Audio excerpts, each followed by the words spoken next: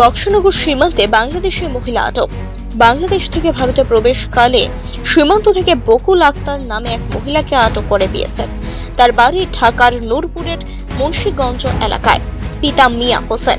আটককৃত মহিলার বক্তব্য অনুযায়ী তাদেরকে সীমান্তে পারাপারের ক্ষেত্রে সহযোগিতা করেছেন কলমচৌড়া থানার অন্তর্গত মধ্য বক্সনগর এলাকার বাসিন্দা মাইনুদ্দিন, পিতা মনু মিয়া, এবং বক্সনগর দক্ষিণপাড়া এলাকার বাসিন্দা আলম মিয়া, পিতা রেনু মিয়া। তিনি ভারতের কেরালা রাজ্যে যাওয়ার উদ্দেশ্যে এসেছিলেন বলে জানিয়েছেন। কোন জায়গায় যেতে? কোন জায়গায় যেতে নিছে? ইন্ডিয়া। কোন জায়গায়? কেরালাতে।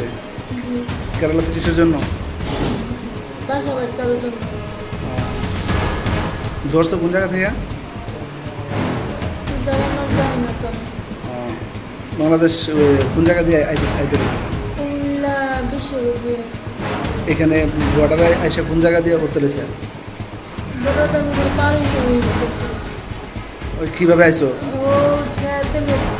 না, কুমিল্লা থেকে কিভাবে আইছো? সিএনজি করে কোন জায়গায় নামছো? ঈদগাহ। জায়গার নাম জানো না?